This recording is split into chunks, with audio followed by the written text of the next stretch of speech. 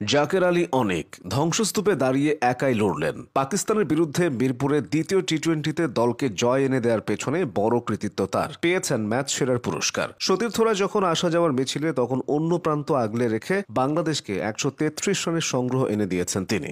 শেষ বলে আউট হওয়ার সময় খেলেছেন 55 রানের ইনিংসটি সাজিয়েছেন 5 ছক্কা ও 1 চারে। বিশ্বমানের একজন ফিনিশারের যে অভাবটা বাংলাদেশ ক্রিকেটে ছিল, জাকের আলীর মাধ্যমে তা অনেকটা পূরণ হয়েছে। টি-20 হোক বা টেস্ট, যে ফরম্যাটে যেমন খেলা দরকার জাকের আলী সেভাবেই হাজির হন। কিন্তু জন্মনে এই জাকের আলীর ভেতরে কষ্ট কম না। হবিগঞ্জে জন্ম নেওয়া জাকের ছোট থেকেই ক্রিকেট পাগল ছিলেন। রাত জেগে খেলা দেখতেন, তার বাবা এতে বাধা দিতেন না। সেই জাকের এখন দেশের হয়ে খেলছেন। কিন্তু ছেলের এই অর্জনগুলো দেখে যেতে পারেননি তার বাবা। আফসোস করে ফেসবুকে লিখেছেন, আব্বা বেঁচে থাকলে হয়তো রাত জেগে খেলা দেখত। জাকের আলীর সবচেয়ে বড় গুণ হলো তিনি মন্থর পিচেও সাবলীল ব্যাটিং করতে পারেন। ব্যাটিং এর পাশাপাশি উইকেট কিপিংয়েও দক্ষ জাকের। তবে উইকেট রক্ষক হিসেবে তার উন্নতির জায়গা আছে অনেক। জাতীয় দলে ফিনিশার রোলে দীর্ঘদিন সার্ভিস দিয়েছেন মাহমুদুল্লাহ রিয়াদ। অভিজ্ঞ মাহমুদুল্লাহ রিয়াদ অবসর নেওয়ার আগে থেকে তার জায়গায় জাকেরকে ভাবা হচ্ছিল।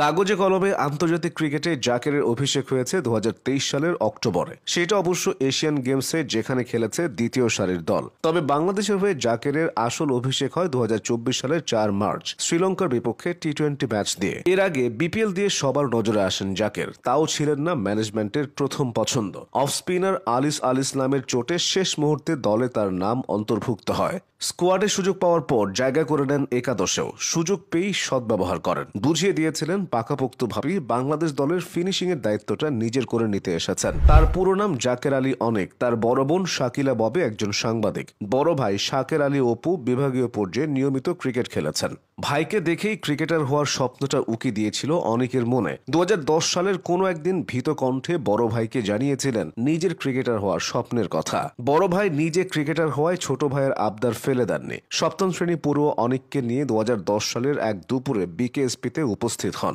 সেখানে ট্রায়াল দিয়ে টিকে যান জাকের আলী অনেক। এরপর বিকেএসপির বয়সভিত্তিক যত ক্রিকেট টুর্নামেন্ট আছে সবগুলোই খেলেছেন তিনি। সেই সাথে বিসিবির অধীনে অনূর্ধ্ব-15 এবং অনূর্ধ্ব-17 এর সকল টুর্নামেন্টেই সুযোগ পেয়েছিলেন। তবে জাকেরের ক্যারিয়ারের মোড় ঘুরে যায় 2016 সালে। সে বছর অনুষ্ঠিত অনূর্ধ্ব-19 বিশ্বকাপের বাংলাদেশ দলে সুযোগ পান তিনি। এরই ধারাবাহিকতায় একই বছর অনুষ্ঠিত জাতীয় ক্রিকেট লিগে সিলেট বিভাগের হয়ে প্রথম সারির ক্রিকেটে তার অভিষেক হয়। তখন থেকেই স্থানীয় কোচরা জাকেরকে নিয়ে বেশ আশাবাদী ছিলেন। জাকের আলীর কাছে নিজেকে প্রমাণের সবচেয়ে বড় সুযোগ এসেছিল 2019 সালের বিপিএলে। ওই বছর সিলেট সিক্সার্স তাকে নিজেদের স্কোয়াডে যুক্ত করে। ফলে ডেভিড ওয়ার্নার এবং জেসন রয়দের মতো তারকা ক্রিকেটারদের সাথে ড্রেসিং রুম শেয়ার করার সৌভাগ্য হয় তার। এরপর একাধিক বিপিএল টুর্নামেন্ট খেলার সুযোগ হয়েছে জাকের আলীর। তবে কুমিল্লা ভিক্টোরিয়ান্সের হয়েই সাফল্যের সর্বোচ্চটা পেয়েছেন। কোচ সালাউদ্দিন তাকে ভালোভাবেই তৈরি করেছেন। ক্রিকেটে জাকেরের প্রিয় খেলোয়াড় মুশফিকুর রহিম। মিস্টার ডিপেন্ডেবলের জীবনযাপনে মুগ্ধ অনেক হতে চান তার মতো দেশ সেরা ব্যাটসম্যানদের একজন।